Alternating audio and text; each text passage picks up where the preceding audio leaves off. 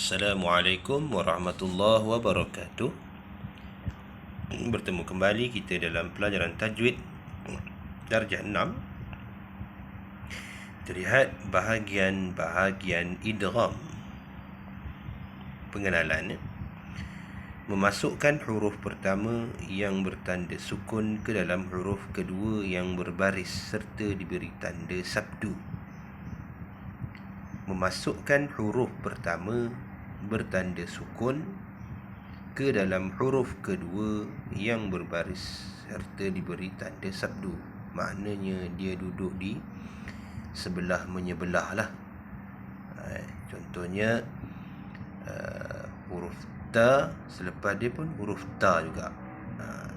Ataupun huruf ba, selepas dia pun huruf ba. Contoh qaf, selepas dia huruf kaf. Contoh dia sebelah menyebelah. Jadi kedudukan huruf dia sebelah menyebelah. Saya ulang sekali lagi. Memasukkan huruf pertama yang bertanda sukun. Contohnya huruf pertama tadi huruf ba bertanda sukun ke dalam huruf yang kedua. Masukkan huruf pertama ke dalam huruf yang kedua. Huruf ba, huruf kedua dia pun huruf ba juga. Jadi huruf pertama tadi dimasukkan huruf ke dalam huruf yang kedua, iaitu huruf ba juga. Ataupun huruf yang lain, contohnya huruf qaf dengan kaf. Huruf qaf pertama, kaf kedua contohnya. Jadi huruf qaf tu dimasukkan ke dalam huruf yang kedua, iaitu huruf kaf. Jadi hilang huruf qaf tu. Serta diberi tanda sabdu pada huruf yang kedua tu. Kemudian idgham berlaku kerana salah satu daripada 3 sebab berikut. Yang pertama, bersamaan pada sifat dan makhraj huruf tu. Makhraj huruf, sifat huruf. Bila kata sama pada sifat dan pada makhraj huruf itu, namanya ialah idgham mutamathilain. Yang kedua, bersamaan pada makhraj tetapi berbeza pada sifat. Makhraj sama, sifat dia pula yang lain. Makhraj sama, sifat lain. Huruf pertama makhraj dia sama dengan huruf kedua, tapi sifat dia tak sama. Jadi namanya idgham mutajanisain. Yang ketiga, berhampiran pada makhraj dan sifat. Dia tak sama tapi dia hampir sama. Dia berhampiran saja. Makhraj dia pun hampir, sifat dia pun hampir. Kedudukan dia tu hampir, dekat-dekat, tapi tak sama. Itu namanya idgham mutaqaribain. Okey, lihat dialog di sini. Ustazah, bukankah kita telah pelajari hukum idgham sebelum ini? Ya, memang kita telah pelajari hukum idgham sebelum ini. Tetapi hukum idgham itu adalah daripada tajuk hukum nun sakinah dan tanwin serta hukum mim sakinah. Oh, ada idgham yang lain pula ya Ustazah? Ya, hukum idgham yang akan dipelajari kali ini ialah bahagian idgham. Bahagian idgham. Jadi idgham ini tidak samalah dengan idgham dalam hukum nun sakinah dan tanwin serta hukum mim sakinah tu. Ya, tidak sama. Kerana bahagian idgham itu terbahagi kepada 3, iaitu idgham mutamathilain, idgham mutaqaribain dan idgham mutajanisain.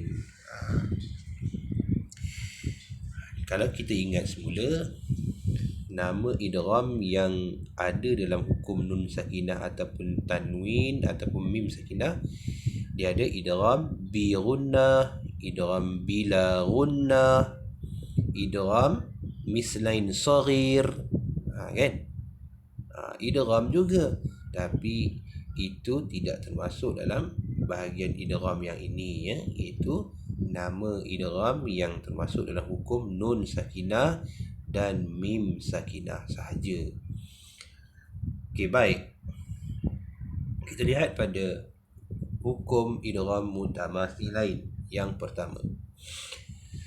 Idgham mutamathilain. Perkataan idgham bermaksud menggabungkan. Perkataan mutamathilain bermaksud dua huruf yang sama makhraj dan sama sifat.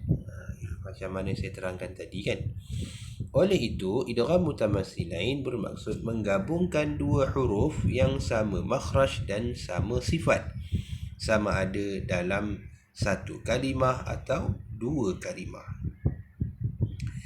Kaedah mengenal idgham mutamathilain, huruf yang pertama sukun dan huruf yang kedua berbaris. Itu sudah tentu. Kaedah bacaan idgham mutamathilain, hendaklah dibaca dengan memasukkan huruf pertama ke dalam huruf yang kedua dengan ditasydidkan huruf kedua. Wajib idgham. Itu wajib idgham.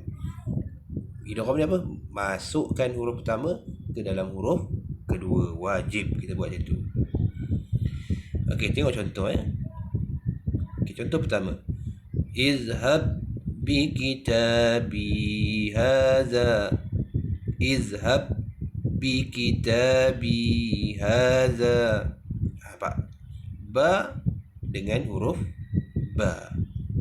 Izhab ada ba. Bi kitabi pun ada ba di hadapannya. Izhab, ba duduk di hujung perkataan izhab. Bi kitabi dia duduk pada awal perkataan bi kitabi. Jadi ba yang pertama telah pun dimasukkan ke dalam huruf ba yang kedua. Jadi bacaannya izhab bi kitabi. Idgham mutamathilain. Yang kedua, wa qad dakhalu. Wa qad dakhalu. Nampak? Dal dengan huruf dal sama sifat dan sama makhraj. Maknanya kalau kita kata sama sifat sama makhraj ni, kita tengok huruf tu sama je lah. Kita nampak bentuk huruf tu sama. Dal dengan huruf dal sama huruf. Izzahaba mughadiba. Izza, zal dengan huruf zal. Jadi huruf yang pertama zal itu telah pun dimasukkan ke dalam huruf zal yang kedua. Izzahaba. Wazkur rabbaka. Wazkur rabbaka. Ra yang pertama telah pun dimasukkan ke dalam huruf ra yang kedua. Dan seterusnya begitu juga itu contoh pada ayat-ayat yang lain lah. Waw dengan waw, kaf dengan kaf, ba dengan ba, ta dengan ta. Fama rabihat tijaratuhum. Ta dengan ta. Rabihat tijara. Apa? Jadi insyaAllah kita boleh faham mengenai idgham mutamathilain. Wallahu ta'ala a'lam. Assalamualaikum warahmatullahi wabarakatuh.